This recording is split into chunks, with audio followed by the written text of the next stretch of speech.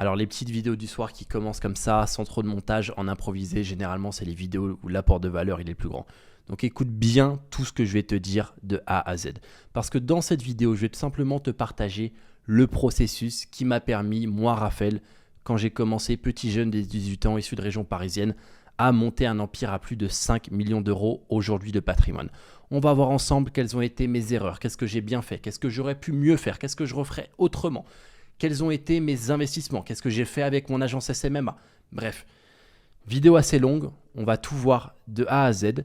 Et si toi aussi ton objectif c'est la liberté, c'est le fait de kiffer ta vie, de ne pas obéir à un patron et d'avoir tout simplement, on va dire, des rentes, d'avoir un business qui tourne, de pouvoir voyager aux quatre coins du monde, bah écoute bien parce que ça a été mon objectif aussi à un moment et je vais t'expliquer exactement comment est-ce que j'ai fait pour y arriver du coup en l'espace de 4 ans tout simplement. Alors on va commencer avec mes débuts dans le money game. Je t'ai fait une petite présentation sympa avec des photos etc. Prends ton temps, sois dans un endroit confortable, chill, détente parce que ça va être assez long mais en même temps ça va être game changer on va dire pour toi et pour ton business. Donc on va reprendre un petit peu le contexte de A à Z. Donc quand j'ai commencé, on va dire, à entendre parler d'argent, parce que voilà, il y a bien un moment où on se dit, on prend conscience dans sa vie que l'argent est important. Moi, ce moment-là, ça a été après le lycée, du coup, quand je me suis mis à travailler. Donc contexte actuel, c'est j'étais employé, on va dire, à Carrefour Market. Donc j'avais trouvé ce job tout simplement parce que je voulais, on va dire, de gagner de l'argent. Je voulais quelque chose, je voulais faire quelque chose de mes journées pour en quelque sorte gagner de l'argent, que ce soit 1000, 2000 euros par mois, mais qu'au moins à la fin du mois, bah, j'ai pas, on va dire, perdu mon temps et j'ai gagné 1200, 2000 euros ou autre. Du coup. Donc l'objectif en fait de ça, dans un premier temps, c'était de lancer un business, investir en crypto, et j'avais un objectif, on va dire précis, le fait de gagner 2000 euros par mois et m'acheter un scooter. Genre, je sais pas pourquoi, mais m'acheter un scooter, c'était vraiment... J'en ai même fait une vidéo YouTube. Hein. Mais m'acheter un scooter, c'était le truc que j'avais en tête, du coup, lorsque j'ai trouvé ce job-là, en parallèle de lancer un business, je voulais aussi m'acheter un scooter. Donc pourquoi la crypto? En fait, j'avais entendu une histoire de quelqu'un que je connaissais qui avait soi-disant gagné beaucoup, beaucoup d'argent. Et ça m'avait intrigué parce que j'étais à cette époque-là, du coup, je faisais des études en parallèle de mon travail. Et dans ces études, j'étais, on va dire, la personne qui avait, on va dire, le moins d'argent. Je n'avais pas la possibilité d'aller au restaurant quand eux avaient la possibilité. Je devais, on va dire, me contenter, on va dire, de peu. Même si, voilà, je pense que j'avais de la chance, mine de rien, de pouvoir faire des études parce qu'il y a des pays où les gens ne peuvent pas faire d'études. Donc j'avais déjà cette chance-là de pouvoir faire des études, je me plaignais pas, mais j'avais pas la possibilité, on va dire, de faire ce que je veux avec mon argent, de pouvoir m'acheter la voiture que je veux, où eux avaient cette possibilité-là. Et ça m'a mis, mine de rien, une réalisation que, en fait, Raph, il va falloir que tu fasses de l'argent dans ta vie pour avoir les choses que tu as envie. Parce que la vie, mine de rien, elle est beaucoup mieux avec argent. Quand tu te lèves le matin, que tu as la possibilité de voyager, quand tu te lèves le matin, que tu as la possibilité de faire, tu te demandes, ok, qu'est-ce que je vais faire aujourd'hui? Genre aujourd'hui dans ma journée, qu'est-ce que je vais faire? Est-ce que je pars au Mexique? Est-ce que je pars ci? Est-ce que je pars là? Mine de rien, ta vie elle est mieux. Je dis pas que t'as pas de problème quand t'es riche, hein, dans le sens même je considère honnêtement que t'as beaucoup plus de responsabilités quand t'es riche et donc beaucoup plus de responsabilités égale de problèmes à gérer aussi. Mais les problèmes ils ont pas la même saveur, dans le sens ta vie mine de rien elle est plus animée on va dire quand t'es riche et quand tu fais de l'argent tout simplement. Donc j'ai pris conscience de ça en fait à cet âge-là et c'est pour ça que je suis allé du coup tout simplement à Carrefour, quitte à gagner 1200 euros par mois. Comme on dit, il n'y a pas de petit boulot. Dans le sens, ce qui compte, c'est faire quelque chose. Ce qui compte, c'est avancer. Ce qui compte, c'est travailler. Et même si tu fais rentrer peu, au moins faire rentrer, on va dire, le minimum. J'avais pas de l'argent pour me former. J'avais pas d'argent pour lancer un business. J'avais pas d'argent pour investir en crypto. Donc forcément, quand tu pars de zéro, tu dois commencer, on va dire, en bas de l'échelle. Donc c'est ce que j'ai fait pendant, on va dire, plusieurs mois. Je me suis mis à travailler du coup à Carrefour Market, tout d'abord en mise en rayon et ensuite au rayon du coup charcuterie. Donc on m'a déplacé là-bas sans aucune compétence et j'ai appris, on va dire, le boulot, on va dire, sur le tas, du coup. Donc ici, on peut voir la petite photo du Carrefour Market dans lequel j'ai travaillé. Beaucoup d'émotions quand je vois cette vidéo. Beaucoup d'émotions quand je vois cette photo. Et ici, une photo de moi. J'en ai plusieurs sur mon Instagram d'ailleurs. Tu peux me suivre, c'est Raphaël GNN. Où tout simplement, on me voit en train de travailler. Donc là, j'étais encore en mise en rayon à Carrefour Market, tout simplement. Comme je l'ai écrit juste ici, je ne savais pas par où commencer. Donc je me suis dit comment il fallait que je travaille pour que l'argent rentre d'une manière ou d'une autre. En parallèle de cela, je faisais livreur Deliveroo. Histoire de ne pas perdre mon temps et de gagner le plus possible. Parce que livreur Deliveroo, tu peux bosser le soir, c'est là où tu as les meilleurs pourboires, c'est là où tout se passe bien. Donc on va dire, j'ai fait livreur Deliveroo en parallèle. Et la petite anecdote que j'ai envie de te partager par rapport à ça, sache une chose, j'ai continué mon boulot de livreur Deliveroo jusqu'à que je fasse mon premier 10K day. C'est-à-dire, pour te donner un exemple, j'ai pas fait ça 2 semaines pour dire tiens, j'ai fait Deliveroo dans ma vie. Non, non, non. J'ai continué ce job de livreur Deliveroo jusqu'à que je fasse mon premier 10K day, tout simplement, pour être sécurisé. Je me suis dit, ok, 10K day, je peux arrêter, c'est raisonnable. Donc voilà l'anecdote un petit peu rigolote, c'est que j'ai continué ça jusqu'à mon premier 10K day. Mon salaire à l'époque, du coup, avec mes 2 jobs, je dirais entre 700 et 1600 euros par mois. Même si ça fluctuait énormément et j'ai plus les relevés de compte de combien je gagne avec Deliveroo, donc je pourrais pas te dire exactement. Mais je dirais que c'était entre 700 et 1600, on va dire, euros par mois. Maintenant, comme tout bon parcours d'entrepreneur, non, ça n'a pas toujours été tout rose. Je vais te parler aujourd'hui de ma première perte. Donc ma première perte, ça a été en crypto-monnaie. Parce qu'il faut savoir une chose, c'est qu'à l'époque où je travaillais du coup chez Carrefour, etc. Donc c'était en 2017. Et en 2017, il y avait ce fameux bull run, comme on appelle, où pour la première fois, les gens ont entendu parler en fait de Bitcoin, de BTC. Donc j'avais entendu, comme je t'ai dit par le passé, des gens, on va dire, gagner avec ça. Et après, on m'avait convaincu, les gens avec qui j'étais aux études, etc., m'avaient convaincu en quelque sorte d'investir en crypto. Donc moi, j'avais mis toute ma paye. Je crois que c'était l'équivalent, si je dis pas de bêtises, de 3000 euros, du coup, j'avais mis. J'avais mis toute ma paye en crypto. J'attendais patiemment que ça monte pour pouvoir en quelque sorte devenir riche. Sauf que malheureusement, si t'es pas dans le business en ligne, t'es pas dans la crypto, t'es pas à l'affût un peu de tous ces trucs-là, et que t'en entends parler, c'est que t'es déjà trop tard. Il y a une fameuse phrase qui dit tu sais quand est-ce qu'il faut vendre le Bitcoin, c'est quand le boulanger du coin il commence à t'en parler. Et moi j'étais un peu le boulanger du coin, c'est-à-dire que j'ai entendu ça au moment où c'était le plus haut, au moment où le Bitcoin il avait déjà tapé son pic. Donc j'ai foutu les 3000 euros au plus haut. Donc là, pendant des mois ça baissait, donc émotionnellement c'était compliqué, jusqu'à qu'à un moment je me dise bon voilà c'est de l'argent perdu. Et c'est pour te donner une idée, je crois que mon portefeuille était divisé par 4, il y a même un truc où j'ai tout perdu quoi. Donc voilà, catastrophe, littéralement. Première expérience, on va dire, avec l'investissement. Je perds tout mon argent en crypto-monnaie. Donc de l'argent en plus, quand tu l'as gagné avec un job, etc. On va dire en travaillant 10 heures, en servant, on va dire, des clients et tout, tu te dis, waouh, ça fait mal au cul quand même, quoi. Ça fait mal au cul. Après, sur le moment, je dois t'avouer, j'étais dans un mood, genre vraiment en mode survivor, quoi. Dans le sens, peu importe ce qui m'arrivait, je savais que j'allais réussir. Je savais tôt ou tard que j'allais réussir et je savais surtout que j'allais m'en donner les moyens.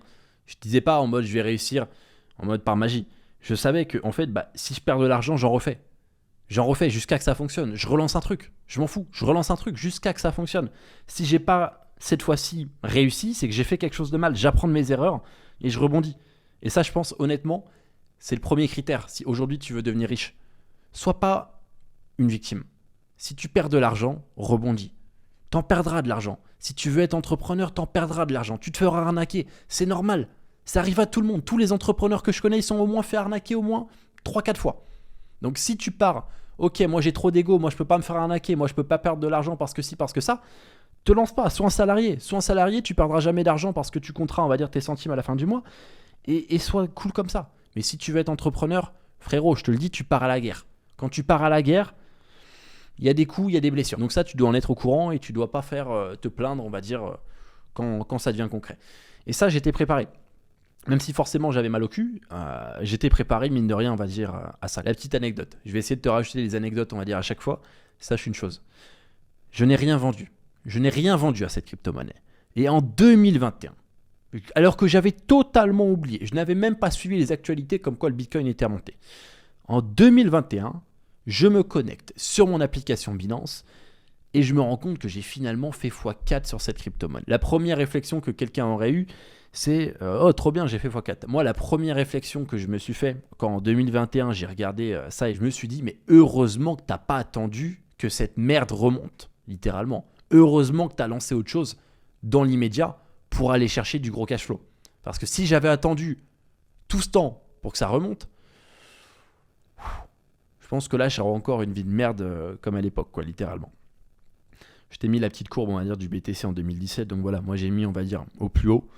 Donc c'est vrai que fallait pas me demander des conseils d'investissement, quoi. Donc conclusion, suite à ça, je reprends Deliveroo à plein temps car Carrefour m'avait viré et je me sens mort de honte quand les gens me demandent où ça en est ce fameux investissement. Et je pense, et je vais te le dire honnêtement, le plus dur, c'est le regard des gens que tu connais. C'est le regard des gens qui sont en cours avec toi et qui te demandent ça en est où ton projet d'investissement, ça en est où si ça, et que tu sais même pas quoi leur répondre car en fait tu sais littéralement que t'as merdé. C'est ça en fait le plus dur. Mais en même temps, il faut utiliser ça comme une motivation. Il faut que tu utilises un petit peu le ton narquois qu'ils utilisent pour voilà, parce que la plupart savent très bien où on est le Bitcoin, comme une sorte de motivation pour aller chercher les steps supérieurs. Les gens ils vont te dire ouais c'est pas sain de faire ça, tu dois trouver ton pourquoi, etc. Tu dois vraiment travailler, trouver un business aligné. Non, non, non. Si ça te permet de te lancer, utilise ça pour te lancer. C'est hyper important. J'ai parlé dans ma vie avec des dizaines et des dizaines et des dizaines de multimillionnaires. Et le point commun qu'ils ont, c'est qu'à un moment de leur vie, ils ont toujours utilisé un petit peu le rejet comme une sorte de motivation. Ils ont utilisé la frustration qu'ils avaient par le passé comme une forme de motivation. Et c'est des personnes qui sont devenues multimillionnaires, donc forcément, ils ont des bons conseils à te donner sur l'argent.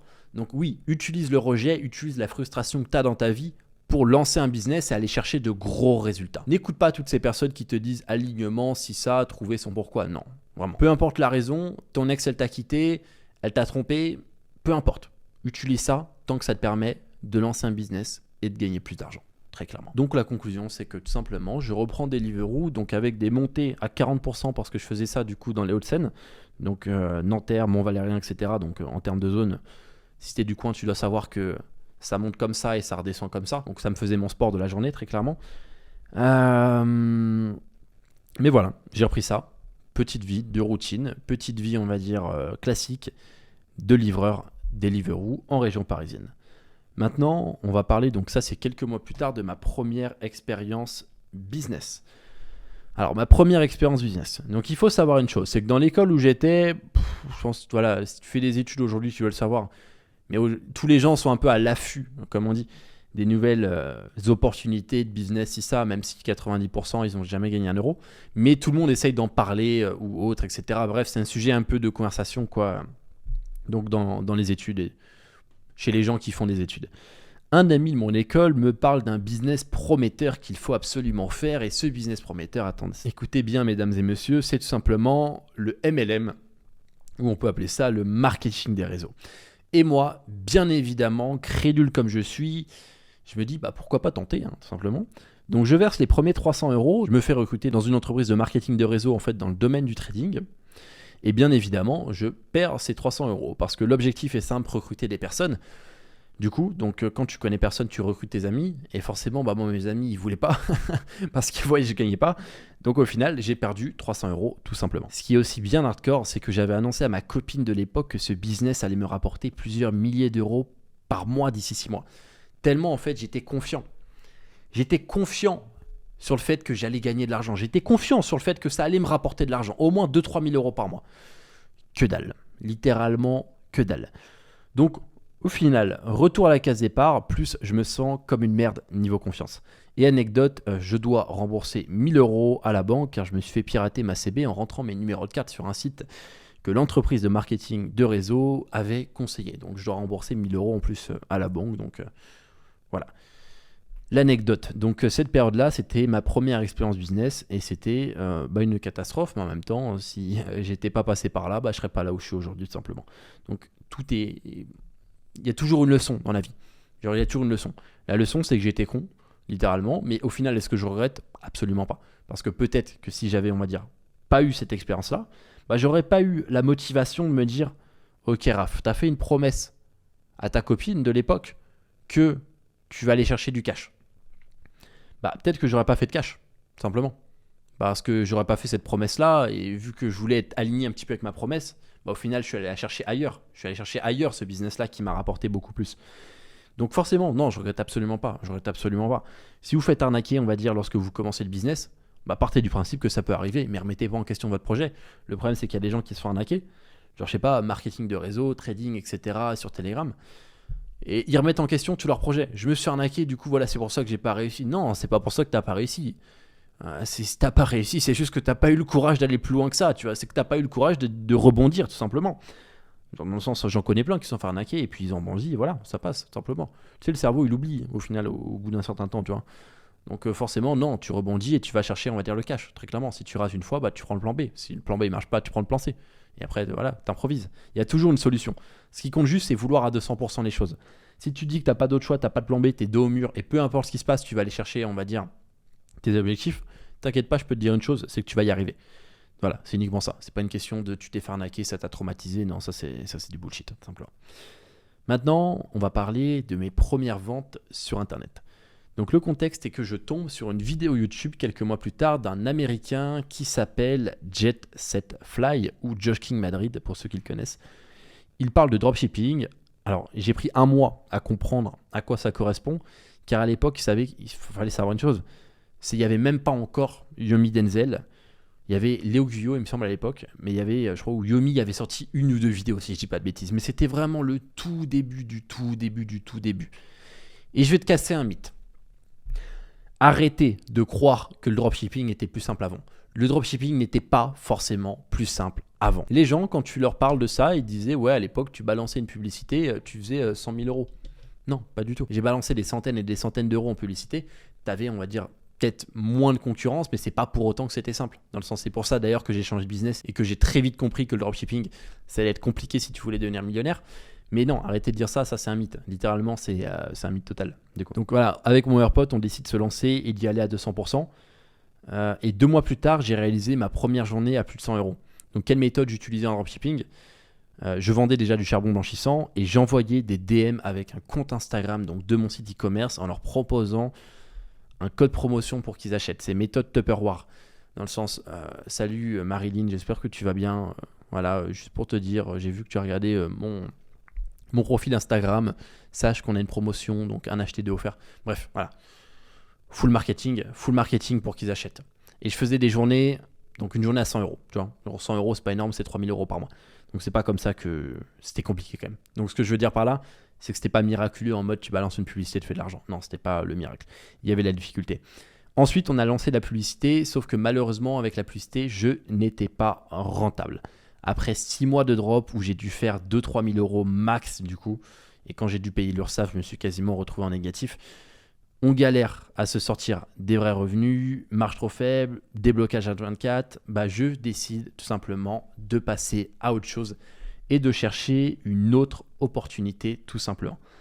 Donc sans regret, bien sûr. J'ai fait ma voie, je vois que ça ne me correspond pas, je vois que si tu veux vraiment faire des millions d'euros en e-com, c'est très très très très compliqué. Aujourd'hui, le nombre de personnes qui gagnent leur vie en e-commerce, il n'est pas énorme, hein, il n'y en a quasiment aucun. Dans le sens, la plupart vendent des coachings, mais des vrais mecs qui gagnent leur vie en e-com, il n'y en a pas beaucoup, hein, si on est honnête.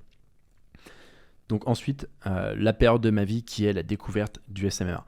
Alors je tombe sur une vidéo de Tai Lopez, qui deviendra mon mentor par la suite. Et à cette époque, il parle de lancer une agence SMMA. Je m'y suis mis à fond dès les premières minutes, car j'ai tout simplement compris que le concept était évident. Tu aides tout simplement une entreprise à obtenir des résultats via de la publicité Facebook, tout simplement. Il n'y a rien de compliqué. Il n'y a pas de fournisseur, il n'y a pas de délai de livraison, il n'y a pas de ci, il n'y a pas de ça. Plus ce que tu gagnes, quand tu reçois 2000 euros, bah, tu gardes 2000 euros. Et là, je me suis dit, ok, c'est vrai que c'est cool quand même, tu vois, c'est cool. Bon, maintenant, il fallait tester le marché, voir si les gens étaient vraiment intéressés. Qu'est-ce que je fais ? Je contacte, on va dire, mon ancienne salle de sport, je leur propose. Signature. Ma première signature. Aussi simple que ça, les amis. Aussi simple que ça. Il n'y a rien de compliqué. Les gens qui te disent le SMMA n'est pas le meilleur business, soit ils sont nuls, vraiment, ils ont un problème d'élocution, on ne comprend pas ce qu'ils disent au téléphone, ou soit ils n'ont pas compris en fait la puissance du marketing digital, mais voilà, je ne vais pas dire ce que je pense, mais aujourd'hui, si tu veux lancer un business en ligne, le SMMA, c'est clairement le meilleur business en ligne à lancer, littéralement. Donc je démarche mon premier client, qui était mon ancienne salle de sport, et là, j'ai le déclic, je comprends que si j'y vais à 3000%, je peux faire beaucoup de cash dans ce business. Littéralement. Donc suite à l'obtention de mes premiers clients, je décide de prendre une grande décision dans ma vie et une décision qui m'a permis en quelque sorte, c'est cette décision-là en fait, et c'est le conseil que j'ai envie de vous donner aussi, c'est cette décision qui m'a permis aujourd'hui de générer autant d'argent et de m'en sortir. Cette décision, c'est simplement le fait de se mettre dos au mur. Et la manière de me mettre dos au mur, donc à l'époque, ça a été tout simplement de partir à Malte, donc petite ville perdue au milieu de la Méditerranée, et de prendre mon indépendance, tout simplement. Ça veut dire avoir un loyer à payer, toutes ces choses-là, en fait, de personnes, on va dire, responsables, que je ne connaissais absolument pas à l'époque parce que je vivais chez mes parents. Et là, littéralement, j'avais zéro distraction. Je bossais avec mon meilleur pote 10 heures par jour enfermé. 10 heures par jour, on était en mode, on va tout niquer, on va tout niquer, on va tout niquer, littéralement. On était au téléphone, on appelait des entreprises, on envoyait des mails. Toute la journée, on était en mode, on va tout exploser. Littéralement. En plus de ça, tout ce que je gagne, je le mets direct dans mon agence, je réinvestis. Je prends des formations aux US, je prends des gens, on va dire, qui font du consulting en France. Bref, j'investis tout ce que je gagne dans mes compétences pour me former en quelque sorte, littéralement. Et c'est aussi le fameux jour où j'ai décidé de documenter absolument tout mon parcours sur ma chaîne YouTube.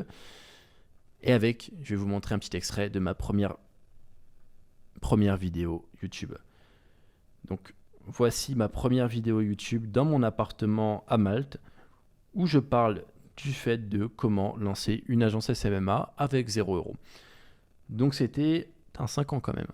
19 décembre 2018. Depuis 2018, les gars, sur YouTube, je vous dis la même chose. Il y a des youtubeurs, tous les 3 mois, ils font ci, ils font ça, ils vont passer de la séduction à ci, au trading, à ci, à ça. Depuis 2018, je vous dis la même chose, les amis. Littéralement. Donc à un moment, je pense que ce serait peut-être temps de m'écouter si tu as envie vraiment de générer, on va dire, du gros cash, on va dire, dans ta vie. Donc voilà, Malte, etc. Époque sympa, franchement. Ennuyant. Je ne conseille pas forcément Malte, on va dire, à toute personne qui souhaite partir, etc. Il y a des destinations qui sont mieux. Par exemple, va à Marbella. Littéralement, c'est beaucoup mieux en termes d'équilibre pour bosser, etc. Malte, c'est vrai qu'il n'y a pas grand-chose à faire. Au cas où la vibe, elle est pas... Je sais pas. Après, c'est personnel. J'ai pas trouvé ça non plus ouf. Mais en tout cas, ça m'a permis de bosser. Ça m'a permis d'exploser en quelque sorte niveau business. Donc, j'ai pu passer à environ 10 000 € par mois avec mon agence SMMA. Et comment? Donc, simplement en travaillant avec les salles de sport. Et je leur proposais d'obtenir plus de clients grâce à la publicité Facebook. À Malte, j'y ai passé 6 mois. Suite à ça, il s'est passé quelque chose, on va dire, de merveilleux. Même encore aujourd'hui, pour moi, c'est l'une des meilleures époques, on va dire, de ma vie. En fait, je pourrais jamais revivre ça. Je pourrais jamais revivre ça simplement parce qu'il y avait un peu cette innocence, on va dire, du début, où je découvrais le monde. Dans le sens, je venais de faire de l'argent, j'avais 18 ans, genre je découvrais le monde, et là, tu as un business qui tourne à 10, 15, 20 000 € par mois. Et là, qu'est-ce que tu fais avec tes 3 meilleurs potes? Tu pars à Los Angeles. Tu pars à Los Angeles avec tes 3 meilleurs potes. Il n'y a pas mieux.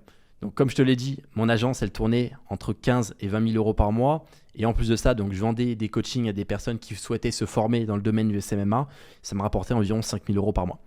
Je réalise mon rêve de gosse avec mes 2 meilleurs potes qui ont eux aussi lancé du coup un business en ligne en même temps que moi. Du coup, quand j'ai commencé à avoir un business en ligne qui fonctionne, la première chose que j'ai fait, c'est que j'ai mis mes amis du coup dans le business en ligne pour qu'ils puissent avoir le même lifestyle que moi. Et l'anecdote par rapport à ça, c'est que j'avais prêté 5 000 € à mon meilleur pote pour qu'il ait les fonds nécessaires pour scaler, on va dire, son business en ligne. Donc ensuite, on est tous partis aux États-Unis. On a fait Los Angeles, Las Vegas, Montréal, Miami, Mexique. Je suis pas pessimiste ou quoi que ce soit, mais je pourrais jamais revivre une époque comme ça.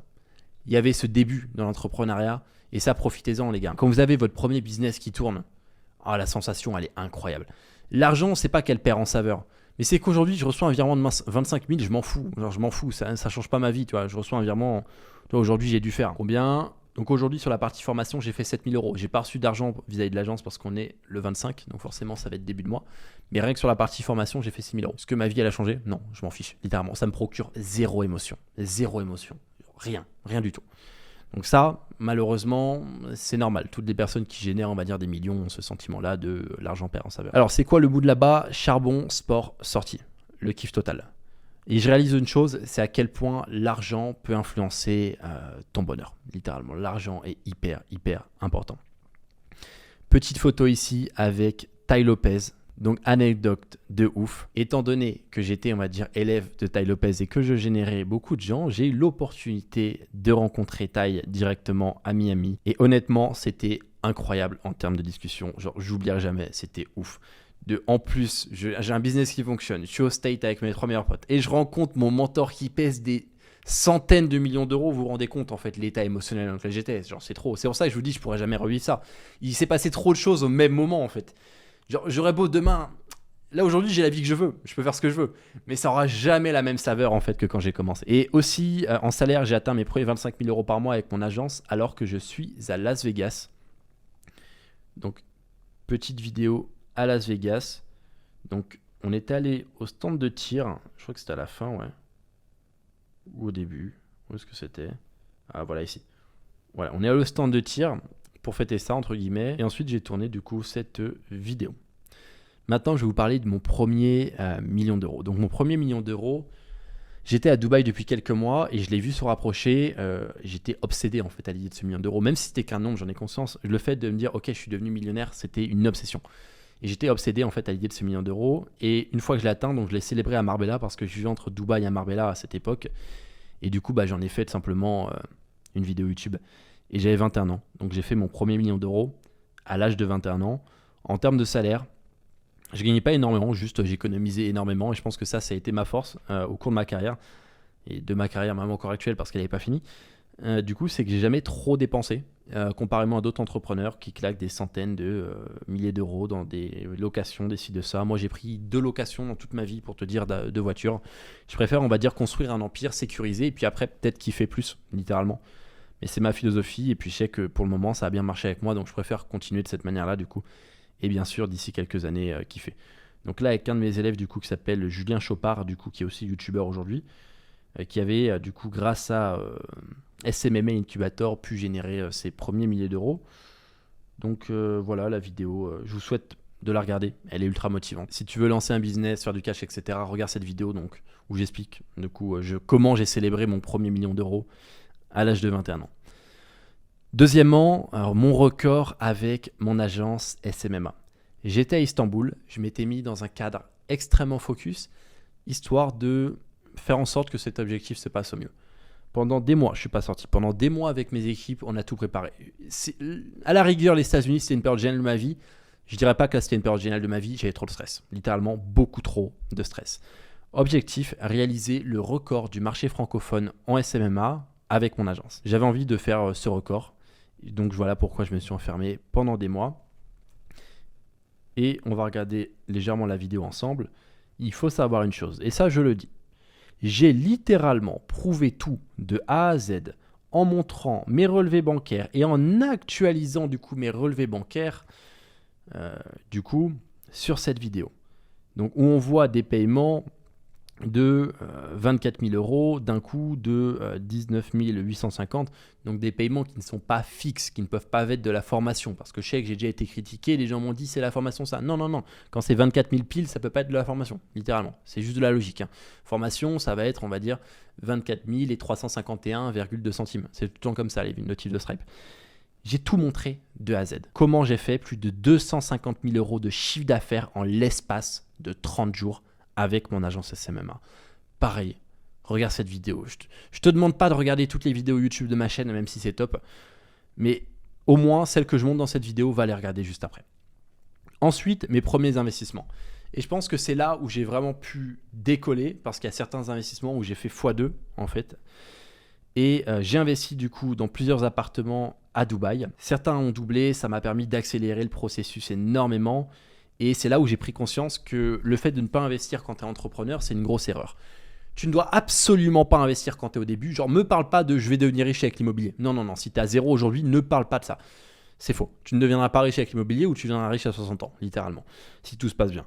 Donc non, pars du principe que tu vas d'abord lancer un business et ensuite faire de l'argent avec les investissements. Donc ensuite investir l'argent que tu as gagné.